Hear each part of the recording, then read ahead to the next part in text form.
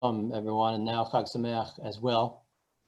I'm going to offer a Devar Torah here because we're going to attempt a short field trip after Mari for Kiddush. I'll leave it at that, although I think I more or less just gave it away, as long as the heavy rain holds off for a bit, which we're really hoping that it will. Of course, our thoughts are on the national situation, as our old friend and teacher George Goldstein used to call it. We do hope and pray that the president and first lady will recover from COVID, just as we hope that everyone who is suffering from this terrible virus will soon and as quickly as possible find their way back to good health. So, as Rabbi Steiner had started to allude to, we really were gratified and just heartened by the positive response, the overwhelmingly positive response. I'll be honest, I'm not sugarcoating this, to our High Holy Day experience. As you no doubt saw, it was quite an extraordinary production, first of all, and many people played critical roles in making that happen, and they all deserve public recognition and public thanks. But frankly, the most important role of everybody was played by you. Anybody who gave this experience their vote of confidence by certainly renewing membership and otherwise finding their way onto our virtual services platform. And following the conclusion of the holidays very quickly, and every day since, we have heard over and over a very similar refrain, that people entered into these services feeling like it was the fulfillment of an obligation, something that they had to do. Frankly, an obligation that they did not expect to get very much out of. And then they slowly, or perhaps even more quickly, realized that whether they were absorbing the live or the pre-recorded services, that there was something very special, very familiar, even traditional, and specifically connective about these services. And that was really, really important to everyone in a year like we have been having, and now marches onward.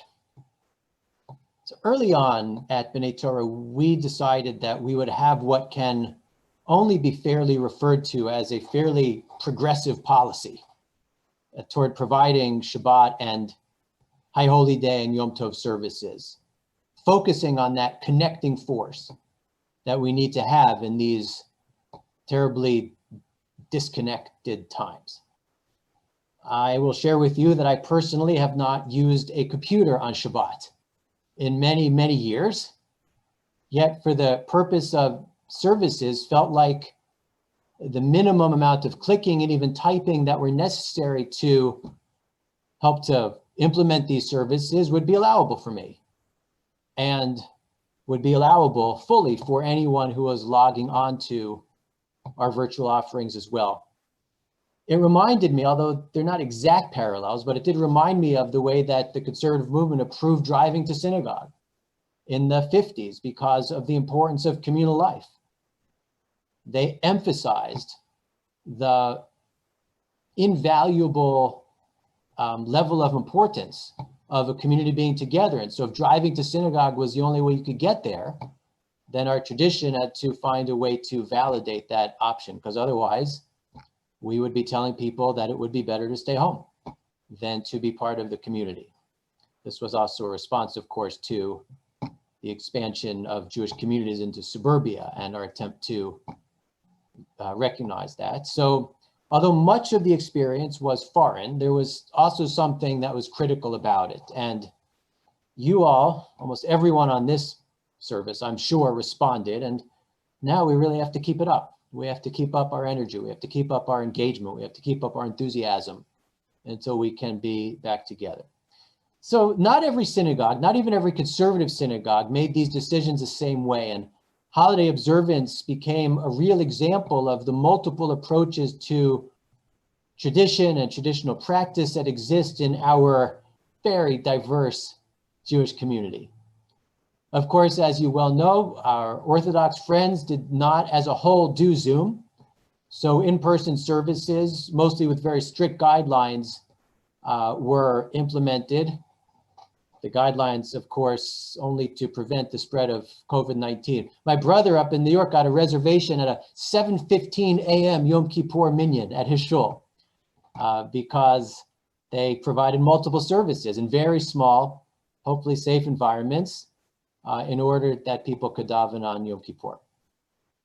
However, I will tell you that he was looking forward to a 7-hour nap between Musaf and Mincha following that early start. Of course, the liberal or the progressive Jewish world of which we're a part embraced technology, some with live, some with recorded services, and some with hybrids, and some like us with both.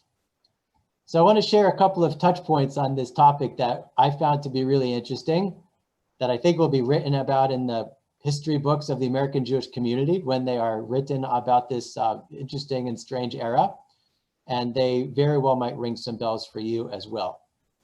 So for our sister synagogues who use Zoom but did not want to manipulate or really touch computers on the holiday, but wanted to start the Zoom meeting before the onset of the holiday and let it run and then ask their congregants to do the same, they had a small problem, which was that Zoom meetings expire. They actually turn off after a certain period of time. I think it's 24 hours.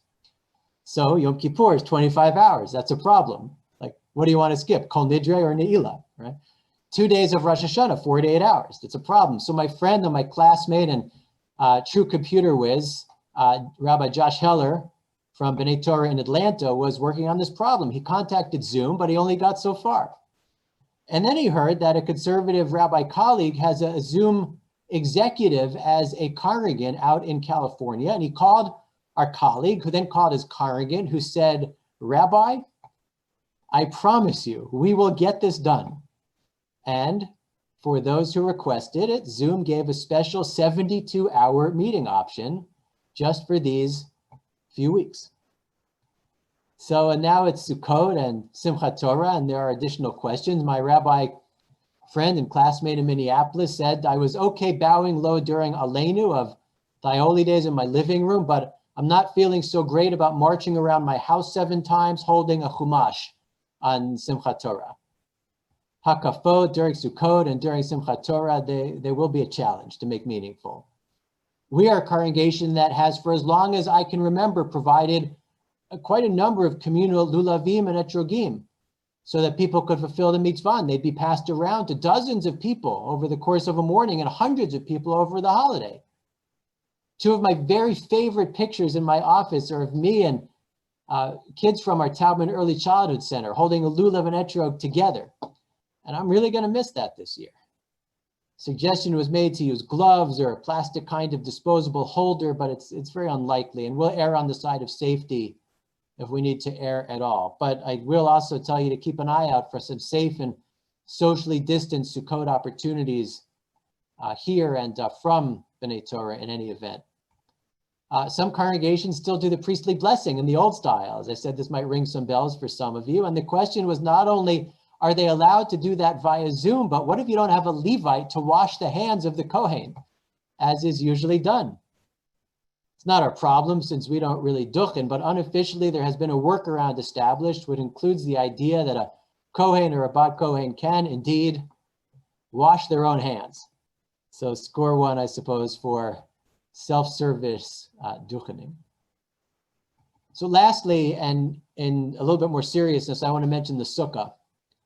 You might think, here's a safe thing that we could continue just like we did in years past, being together in the sukkah, because as we know, outside is safer than inside. But as Kenner Davidoff correctly observed and pointed out as services were starting, it's really not so safe. And I was reading about this. First of all, if you're eating, you're not wearing a mask.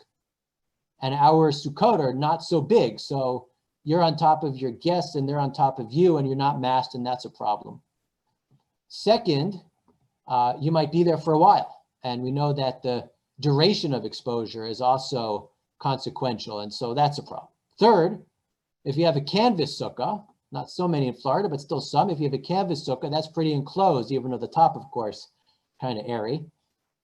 Here at the Englander household, we actually built 2 sukkahs, one for us and one for one guest family at a time. Got quite a distance, one from the other.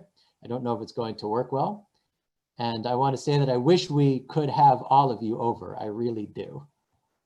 So stay tuned once again for an opportunity to make a reservation to at least sit in a B'nai Torah sukkah for a little while. And nevertheless, we should find ways to be happy on this Sukkot as we continue to pray for healing and health for everyone in need of it, to operate, including in our religious lives, with safety and even under the restrictions of life-saving permissions. Judaism has survived and thrived in all environments in which we have found ourselves, and it will, and we will in this one too, if we are attentive, if we all continue to participate, if we do what we can, and if, please God, we protect ourselves and each other as best as we are able to do so. So a little Sukkot, COVID era Devar Torah for you. I wish you all a Shabbat Shalom. We could